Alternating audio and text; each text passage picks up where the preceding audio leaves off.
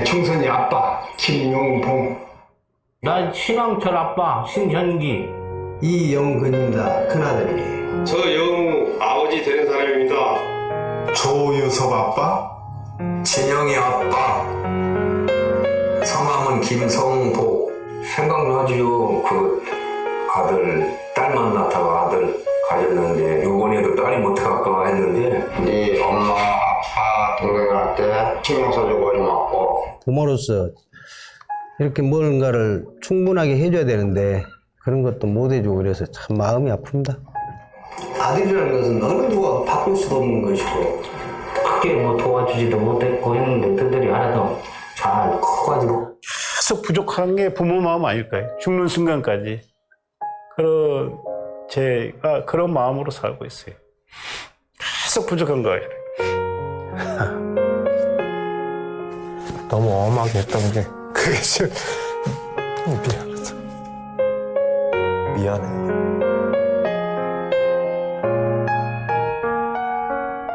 항상 내가 부족하고 항상 미안해요. 걔한테. 미안하다 참. 모든 것이 부족하고 못 가르치고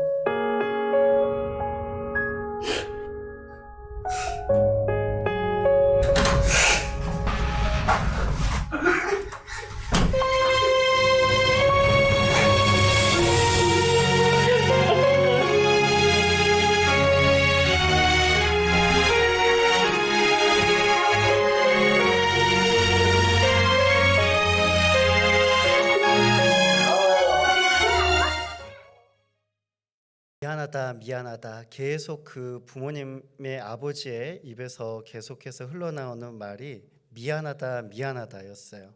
여러분 어떻습니까? 우리와 부모님과의 관계, 또 이미 이제 부모님을 하늘나라 보내신 분도 계실 것이고, 또 이제 우리 자녀를 두고 있는 우리 부모 세대 되시는 성도님들 이 자리에 계시는데 어떤가요? 우리 자녀들에게 어떤 말을 자주 하시나요? 자녀들 생각하면 어떤 생각이 가장 많이 드세요? 미안하다 이런 표현 잘 하지 않으십니까? 그런 것 같습니다. 우리가 참 처음에 자녀를 가졌을 때 그때도 우리도 미성숙한 시절이었죠. 부모로서 초보였습니다.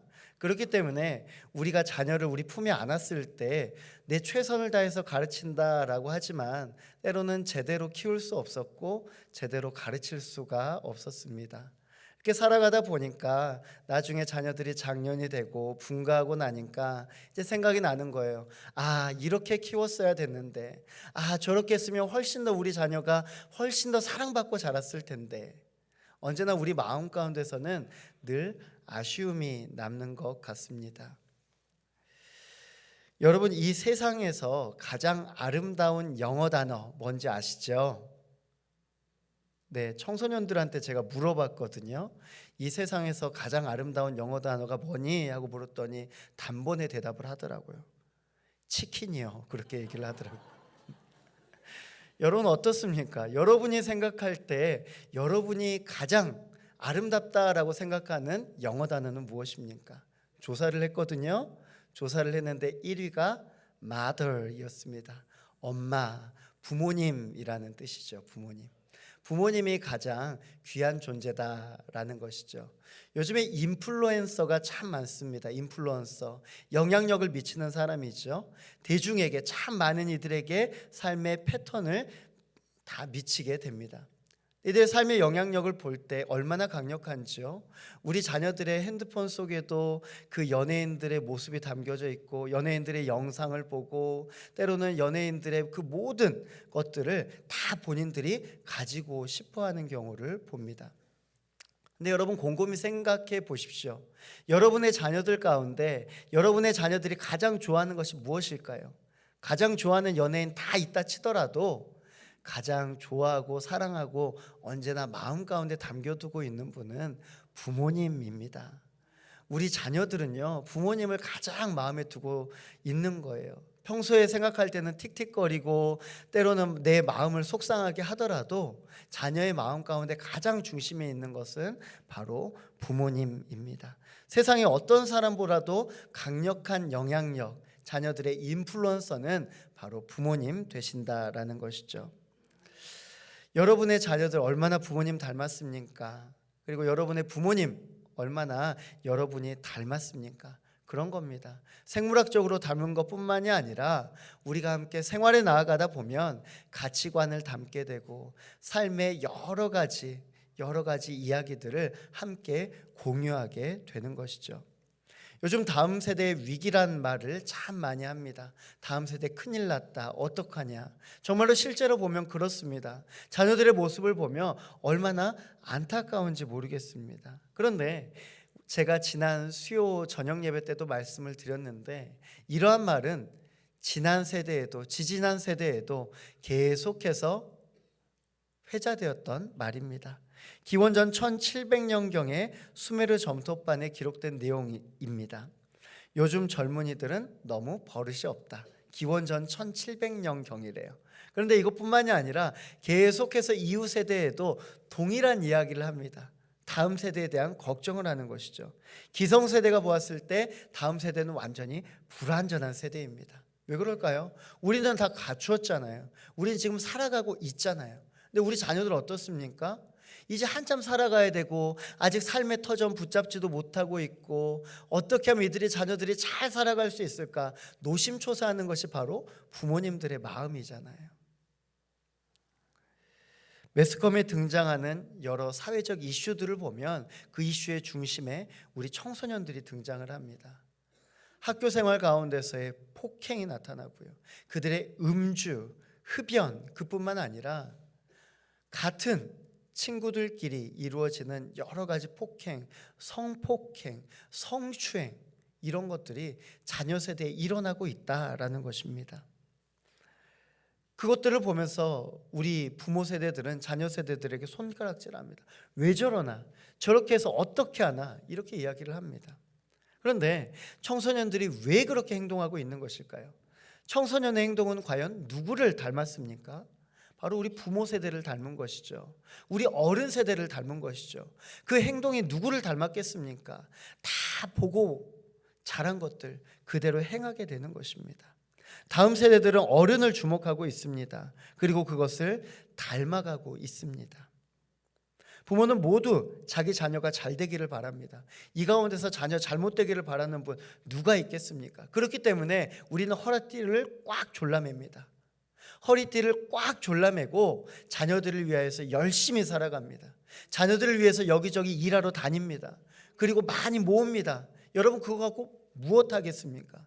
자녀들 다 물려주려고 하잖아요. 자녀들 공부하는데 학비에 쓰라고 하고, 나중에 결혼할 때는 자녀들 집 얻는데 또 도움 주려고 노력하시잖아요.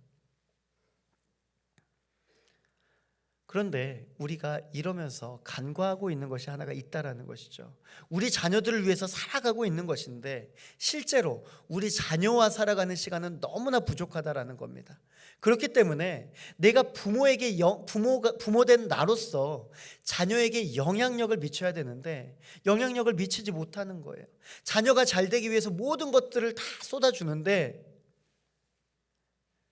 우리 자녀들이 부모의 영향력을 제대로 누리지를 못하는 겁니다. 그저 부모님이 쥐어지는 그 재산, 물질 가운데 살아가고 있는 것이죠. 그렇다면 우리 자녀들 주변에는, 다음 세대 주변에 누가 있어야 됩니까? 사랑하는 성도 여러분, 여러분이 곁에 있는 것이 가장 좋지만 그렇지 않다면 우리 자녀들의 전생애 가운데, 자녀들이 태어나서 죽을 때까지 그 모든 생애 가운데 누가 계셔야 될까요? 바로 오직 하나님이신 줄로 믿으시기 바랍니다. 사랑하는 성도 여러분, 우리 하나님의 자녀들에게 있어야지 그 외에 자녀들에게 필요한 것이 과연 무엇이 있겠습니까? 그런데 우리는 때로는 놓치고 살아가는 거예요. 자녀들에게 정말로 필요한 것이 물질이다라고 생각하기 때문에 거기에 있어서 전폭적으로 지원을 해주는 겁니다. 다른 것들은 놓쳐버리고 있는 것이죠. 다음 세대 신앙생활은 부모 세대의 신앙생활을 그대로 본받습니다. 부모가 주일날 일찍 일어나면 자녀들 일찍 일어나고요. 부모님들이 예배 시간에 맞춰서 나오면 자녀들도 맞춰서 나옵니다. 근데 부모님들이 늦게 나오면 자녀들도 지각을 하고요. 부모님이 캠핑 가자고 하면 자녀들도 따라가게 되는 것이죠. 그 하나가 모아져서 자녀들의 신앙을 만들어가고 있는 것입니다. 미국 16대 대통령 에이브러함 링컨 어떻습니까? 그가 늘 소중히 품고 다녔던 거 뭔지 아세요? 여러분, 성경입니다. 근데 그 성경이 누구 성경인 줄 아세요? 어머니 성경이잖아요. 어머니 성경. 어머니의 성경이 자신의 리더십의 근간이 되었습니다. 언제나 하나님 붙들고 살아갔던 것이죠. 그뿐입니까? 미스바에서 영적 대각성 운동을 선포했던 사무엘, 그 사무엘의 영성은 바로 어머니 한나의 기도로부터 시작되었습니다. 부모님이 참 중요하다라는 것이죠. 이 자리에 계신 부모님들 영적으로 얼마나 중요하신 분인지 모릅니다. 자녀들이 보든 안 보든 나의 영적인 자세가 우리 자녀들의 신앙생활 가운데 극진한 영향력을 미친다라는 것이죠. 오늘 모세는 이스라엘 백성에게 아주 중요한 말씀을 합니다. 신명기 1장의 기록을 보면 이제 이스라엘 백성들의 광야 생활을 다 마무리했습니다. 다 마무리하고 이제 좋은 일만 남았습니다. 여러분 어떤가요? 여러분, 우리가 다 장성했을 때 자녀들을 바라볼 때 때로는 안도할 때가 있습니다. 언제입니까? 와, 이제 내가 살만하고 이제 우리 자녀들도 살만하다. 살만할 때 우리는 안도합니다. 와, 이제 됐겠구나. 때로는 나의 재산이 이제 이 정도 되어서 자녀들에게 이거 물려주면 자녀들 걱정 없이 살겠구나. 안도합니다. 안도합니다. 오늘 모세도 한편으로는 안도하였습니다. 왜냐하면 이제 광야의 모든 생활이 다 끝났습니다. 다 끝나고 이제 가나안 땅 넘어가기만 하면 됩니다. 넘어가서 하나님께서 약속하신 땅에서 거하기만 하면 됩니다. 모든 것이 다 이루어지는 것이죠. 그런데 그 마음 가운데 불편한 마음이 있었습니다. 그것은 바로 이전 세대로부터 시작하는 것이죠. 이전 시대에 이스라엘 백성들이 어떻게 살아왔는가, 그리고 광야 시대에 이스라엘 백성들이 어떻게 살아가는가, 즉 출애굽 1세대의 삶이 어떻게 되었는가, 그리고 오늘 이제 광야 생활을 넘어서 가나안 땅으로 들어가는 출애굽 2세대의 삶은 어떨 것인가, 여기에 대한 한편으로는 마음의 안도와 한편으로는 불안감과 걱정이 있는 것입니다. 그런데 오늘 본문의 말씀은요, 이미 이전에 출애굽한 이스라엘 백성들, 출애굽 1세대에게 하나님께서 이미 말씀하신 내용입니다. 그런데 또다시 이야기하는 거예요. 여러분은 언제 2번 말씀하세요? 언제 여러분은 똑같은 말을 3번 말씀하세요? 중요할 때요. 네, 조금 더 나아가 볼까요? 그렇죠. 말 안 들을 때 또 하는 거예요. 말 안 들을 때. 이스라엘 백성들에게 하나님이 왜 또 말씀하실까요? 말을 안 듣거든요.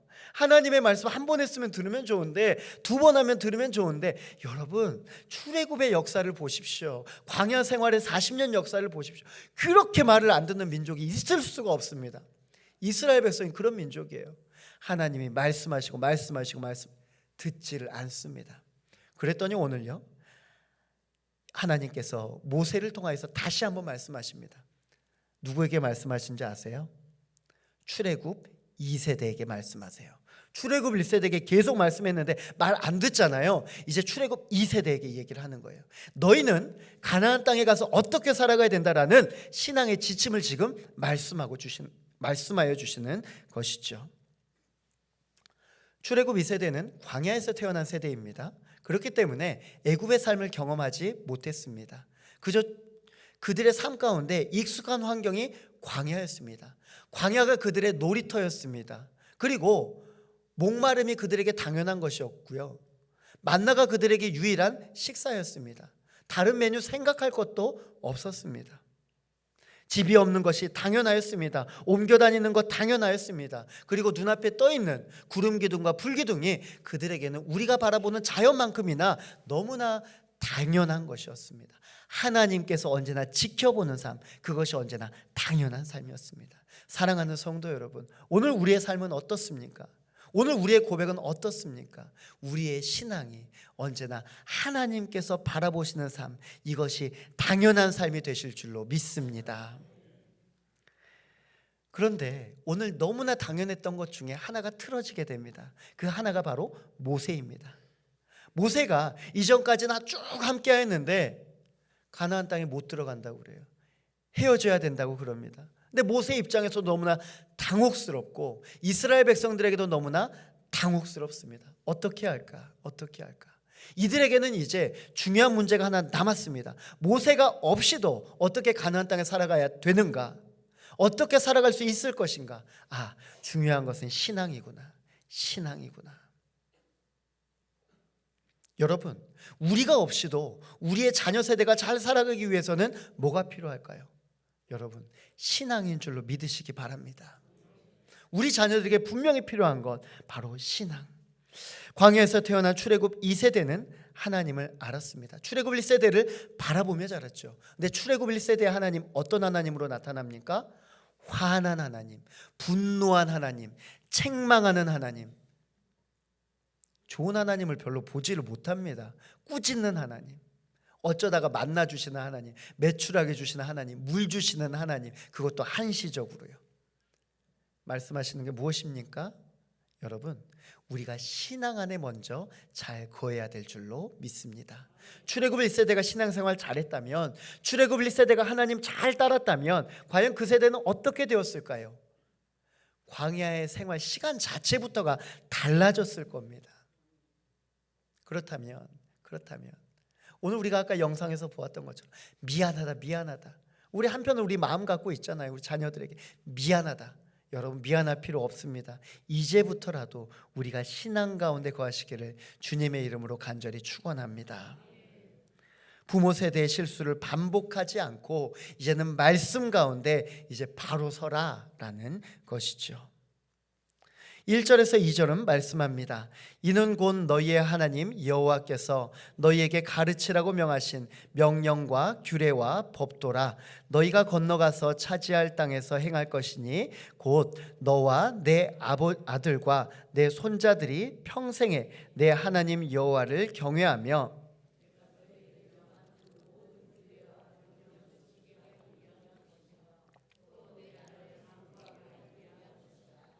아멘. 이 말씀을 듣는 그 자리에는 결혼한 사람도 있고요, 결혼하지 않은 사람도 있었습니다. 자녀가 있는 분들도 있고요, 자녀가 없는 분들도 있었습니다. 그런데 공통적으로 이 이야기를 하는 겁니다. 이게 무엇입니까? 나의 자녀, 나의 손자만 신경 쓰는 것이 아니고 다음 세대, 신앙 안에서 우리의 다음 세대가 어떻게 자라가야 될 것인가를 부모 세대가 신경을 써야 된다는 것이죠. 우리의 자녀가 장성했건 아니면 미숙하건 아직 태어나지 않았건 간에 중요한 것은 우리가 다음 세대를 어떠한 모습으로 바라봐야 되는 것인가, 이것에 대해서 오늘 말씀하고 있는 것입니다. 모세는 이스라엘 백성에게 하나님의 명령과 규례와 법도를 지키라. 여러분, 하나님께서 이렇게 말씀하실 때는 분명한 답이 있습니다. 하나님께서는 축복해 주시겠다라고 말씀하십니다. 그 축복의 내용이 바로 6장 3절의 말씀입니다. 함께 보겠습니다. 이스라엘아, 듣고 삼가 그것을 행하라. 그리하면 내가 복을 받고 내 조상의 여호와께서 내게 허락하심 같이 젖과 꿀이 흐르는 땅에서 내가 크게 번성하리라. 하나님은 째째한 선물 주시지 않으십니다. 어떻게 하신다고 하셨습니까? 크게 번성하리라. 크게 번성하리라. 하나님께서 신앙의 대를 중요하게 생각하십니다. 하나님께서는 내가 신앙 안에 거하는 거 참 중요하게 생각하시는데요, 하나님께서는 나와 약속하실 때 나하고만 약속하시는 것이 아닙니다. 나뿐만이 아니라 우리의 자녀 세대, 우리의 손주 세대까지 쭉 이어서 생각하십니다. 여러분, 그것이 바로 하나님의 마음입니다. 하나님은 단순하게 1대1의 관계로만 생각하는 것이 아니라 그들의 자손까지도 매 순간마다 생각하면서 고민하고 계신 거예요. 어떻게 하면 우리 1대1과의 관계뿐만이 아니라 자녀들, 손주들에게까지 하나님의 귀한 영향력을 미칠 것인가. 아브라함과 이삭과 야곱의 하나님 기억하시죠? 하나님께서는 아브라함에게도 나타나셨고 이삭에게도 나타나셨고 야곱에게도 나타나셨습니다. 그런데 뭐라고 하면서 나타난지 아세요, 여러분? 너희 아버지에게로 나타났던 하나님을 자신에게 나타나고 또 너에게 나타났던 모습을 또 자녀에게도 나타나시겠다, 이렇게 말씀하고 계시는 거예요. 사랑하는 성도 여러분, 신앙의 1세대 있으십니까? 신앙의 2세대, 3세대, 4세대 있으시죠? 그 믿음의 대 가운데 하나님의 깊은 은혜가 충만하시기를 주님의 이름으로 축원합니다. 신앙의 시작 참 중요하죠. 신앙의 시작이 있었다면 이제는 신앙을 지키고 우리가 어떻게 살아가야 되는가, 신앙의 그 지속성이 중요합니다. 성경은 하나님의 약속이 아버지께로, 그리고 아버지의 약속이 자녀 손들에게로 나아간다라고 말씀합니다. 그렇다면 우리는 하나님 앞에서 어떤 명령과 규례와 법도를 지켜야 할까요? 따라해 보겠습니다. 첫 번째입니다. 유일신 하나님을 사랑하십시오. 먼저는 유일신 하나님을 사랑하는 것입니다. 신명기 6장 4절에서 5절 말씀입니다. 이스라엘아 들으라, 우리 하나님 여호와는 오직 유일한 여호와이시니 너는 마음을 다하고 뜻을 다하고 힘을 다하여 내 하나님 여호와를 사랑하라. 아멘. 이스라엘아 들으라, 이것을 히브리어로 말하면 쉐마 이스라엘이라고 합니다. 쉐마 이스라엘. 근데 이 쉐마 이스라엘이 무엇인가? 바로 아이가 태어나면 처음에 아이들이 무슨 말인지 모르잖아요. 그런데 아무것도 듣지 못하는 아이에게 계속해서 쉐마를 읽어주는 겁니다. 하나님의 말씀을 계속해서 읽어주는 거예요. 여러분, 우리가 사도신경 외우잖아요. 사도신경 읽잖아요. 사도신경을 우리의 신앙 고백으로 이야기하는 것처럼 바로 이스라엘 백성들은 쉐마를 자신의 신앙 고백으로 여기고 늘 되뇌었습니다. 자녀들에게 갖춰줬습니다. 현재도 마찬가지이죠. 자녀들에게 계속해서 쉐마의 말씀을 읽혀주고 있습니다. 신앙생활할 때 자녀에게 가르치기 이전에 중요한 것이 있습니다. 무엇이겠습니까? 바로 내가 신앙 안에 바로 서 있는 것이죠. 나의 하나님 없이는 자녀의 하나님이 없다라는 것을 분명히 기억하십시오. 내가 영어를 잘 알지 못하는데 자녀에게 어떻게 영어를 가르치겠습니까? 내가 축구 잘하지도 못하는데 자녀에게 어떻게 개인기를 알려주겠습니까? 내가 아는 것, 내가 했던 것 알려줄 수 있는 것이죠. 사랑하는 성도 여러분, 내가 굳건하게 신앙 안에 섰을 때 우리 자녀들도 신앙 안에 바로 서는 줄로 믿으시기 바랍니다. 그 신앙의 핵심은 바로 하나님의 사랑입니다. 우리 하나님 여호와는 오직 유일한 여호와이시니, 오직 유일한 여호와이시니, 다른 거 사랑하는 것 아닙니다. 오직 유일한 여호와를 사랑하시는 성도님들 되시기를 축복합니다. 하나님도 사랑하는 것이 아니라 하나님만 사랑하시는 성도님들, 여러분, 우리 자녀들이 헷갈리게 두지 마십시오. 자녀들 때로는 이야기하잖아요. 엄마 진짜 나 사랑해? 사랑하는 거 맞아? 그럼 사랑하지. 왜 자녀들이 헷갈려 합니까? 혼낼 때, 용돈 안 줄 때, 이럴 때 헷갈려 하잖아요. 여러분, 그러면 우리가 하나님을 사랑한다라는 것, 이것이 헷갈리지 않는다라는 건 무엇일까요? 내가 하나님을 전적으로 매 순간마다 하나님을 1순위로 두는 삶인 줄 믿으시기 바랍니다. 마음의 문을 2개, 3개, 4개 두고 다 열어두고 세상 것들 사랑하고 요것도 사랑하고 저것도 사랑하고 하나님도 사랑하면 하나님이 헷갈립니다. 하나님 헷갈리지 않게 하나님 중심으로 살아가시기를 다시 한번 소망합니다. 두 번째입니다. 따라해 보겠습니다. 하나님의 말씀을 가르치십시오.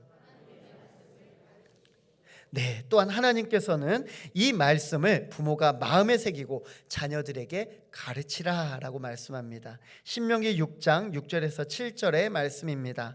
오늘 내가 내게 명하는 이 말씀을 너는 마음에 새기고 내 자녀에게 부지런히 가르치며 집에 앉았을 때든지 길을 갈 때든지 누워 있을 때든지 일어날 때든지 이 말씀을 강론할 것이며. 아멘. 성경은 하나님의 말씀을 마음에 새기라라고 말합니다. 일부 예배 때는 이 답을 알고 있더라고요. 여러분, 이 세상 가운데서 가장 먼 거리는 어디에서부터 어디까지인지 아십니까? 잘 아시죠? 네. 머리에서부터 마음이다라고 합니다. 여러분, 우리가 신앙생활을 할 때 하나님의 말씀이 머리에만 있으면 어떨까요? 안 되죠. 하나님의 말씀이 머리에 있는 것이 아니라 마음 가운데로 와야 될 줄로 믿습니다. 우리의 신앙생활은 마음에서부터 신앙생활하는 겁니다. 오늘 하나님께서 말씀하셨던 것처럼 마음에 새길 때 그 마음에 새긴 말씀이 우리의 삶 가운데서 드러나게 되는 것이죠. 그러면 비로소 그때 자녀가 아는 것입니다. 우리 부모님이 이렇게 하나님을 사랑하는 분이셨구나. 하나님께서는 부모가 자녀에게 신앙을 가르치라라고 말씀합니다. 세상의 가르침이 아니라 성경 말씀을 가르치라. 여러분, 우리 성경 말씀 가르치십니까? 자녀들에게 성경 말씀 양육하십니까? 질문을 바꿔보겠습니다. 여러분 성경 읽으십니까? 여러분, 그렇죠. 우리가 신앙 가운데 바로 서야 되는데 때로는 그렇지 못하고 있다라는 겁니다. 어쩌면 우리는 주일에 한 번, 주일에 1시간 동안 자녀들에게 교회 학교로 인도하는 것이 가장 큰 신앙 교육이다라고 생각하는지도 모릅니다. 주일학교 선생님 정말 힘듭니다. 정말 힘들어요. 제가 유년부부터 그 청년부까지 고루 제가 경험을 해봤거든요. 각 학년대로 몇 년씩 다 가르쳐 봤습니다. 근데요, 각 학년들마다 얼마나 그렇게 특성이 다른지 모릅니다. 그 아이들에게 맞춰주려면요, 선생님마다 다 달라요. 다 다르게 아이들을 맞춰주고 있는 것입니다. 여러분, 이 자리에도 우리 선생님들 계셔요. 우리 선생님들 이 자리에 오셨어요. 9시에 예배 시작하면서 자녀들과 치열하게 신앙으로 먹이고 말씀으로 먹이고 또 이 자리에 오셨어요. 여러분, 우리 교회학교 선생님에 대해서 어떻게 생각하십니까? 정말 힘든 자리입니다. 정말 힘든 자리. 왜냐하면 학생들에게도 존중받지 못하고 때로는 부모들에게도 존중받지 못하기 때문입니다. 학생들, 교회학교 선생님이 다 받아주는 줄 알아요. 다 받아요. 맛있는 거 사달라고 그래요. 자기 막 마음 뒤틀리면 막 그런 화내고 그래요. 선생님들 다 받아주셔요. 근데 그러다가 한마디 하면 자녀들이 부모님한테 가서 말해요. 우리 선생님이 나한테 뭐라고 했다고. 그럼 어떻습니까? 부모님은 진짜 저렇게 안 봤는데 저 집사님 막 이러잖아요. 막 속상해하는 거예요. 아니에요, 여러분. 얼마나 사랑으로 대하는데요. 자녀들이 그렇게 부모님한테 이럴 정도 됐으면 진짜 자녀들이 정말 큰 잘못 저지른 거예요. 그럴 때 꼭 전화하세요. 꼭 전화하세요. 선생님, 우리 자녀 잘 키워주셔서 감사합니다. 정말 그렇게 감사하셔야 돼요. 여러분, 그런데 오늘 본문 말씀에는 뭐라고 하냐면요, 자녀의 신앙교육의 주체가 우리 교회학교 선생님한테만 맡기는 것이 아니라 교육 신앙생활의 주체는 바로 부모님이 되어야 된다라고 말씀하고 있습니다.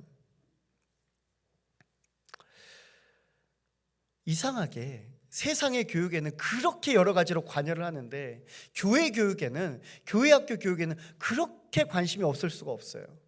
그렇게 관심이 없어요. 여러분, 어떻습니까? 우리 교회학교 교육에 관심 무엇입니까? 자녀들 데리고 와서 교회학교 잘 들어가는지 안 들어가는지 보는 것까지, 그거면 와, 신앙교육 잘했다 이렇게 생각하잖아요. 근데 자녀들 어떻게 하세요? 학교 하루 종일 학교 갔다 오면 그 다음에 학원 보내고, 학원 갔다가 오면 또 다른 거 시키고 체크하고 숙제 내지 확인하고 그렇잖아요. 그게 무엇 때문입니까? 내가 말하지는 않지만 내 마음 가운데 우리 자녀의 삶에 가장 중요한 것이 학교 교육이라고 생각하기 때문입니다. 사랑하는 성도 여러분, 우리 자녀 하나님께서 세워가시는 줄 믿으시기 바랍니다. 하나님께서 만들어 가시고요, 하나님께서 만져 가시고요, 하나님 안에 있을 때 그 자녀들이 원숙하게 성장하여서 하나님의 나라 가운데 또 이 세상 살아가면서 귀하게 쓰임 받는 줄로 믿으시기 바랍니다. 마지막 세 번째입니다. 따라해 보겠습니다. 먼저 신앙의 본을 보이십시오. 네, 본문은 부모가 마음에 새긴 말씀을 자녀들에게 가르치라라고 말합니다. 근데 가르칠 때가 있어요. 성경에 뭐라고 말씀하시냐면 집에 앉았을 때든지 길을 갈 때든지 누워 있을 때든지 일어날 때든지. 여러분, 하나님의 말씀 언제 가르치라고 합니까? 그냥 항상 가르치라고 하는 겁니다. 맞습니다. 항상 가르치라고 하는 거예요. 우리의 하나님 여호와가 유일신이며 하나님을 사랑하라. 이 메시지를 매 순간마다 가르치라고 하는 거예요. 여러분, 성경 이거 이 66권 가르치라고 하신 게 아니에요. 하나님을 사랑하라. 유일신 하나님을 사랑하라. 그의 핵심 메시지입니다. 핵심 메시지. 그 하나님께서 나를 사랑하여 주셨던 것처럼 자녀들을 사랑하고 나에게 역사하셨던 것처럼 우리 자녀들에게도 분명하게 역사해 주실 줄로 믿습니다. 여러분, 권면합니다. 자녀에게 이번 시험 성적을 물어보시려거든 성경 한 장 암송하시고 물어보십시오. 시험 성적에 대해서 꾸짖으시려거든 성경 퀴즈 대회에 나와서 1등 하신 다음에 꾸짖으십시오.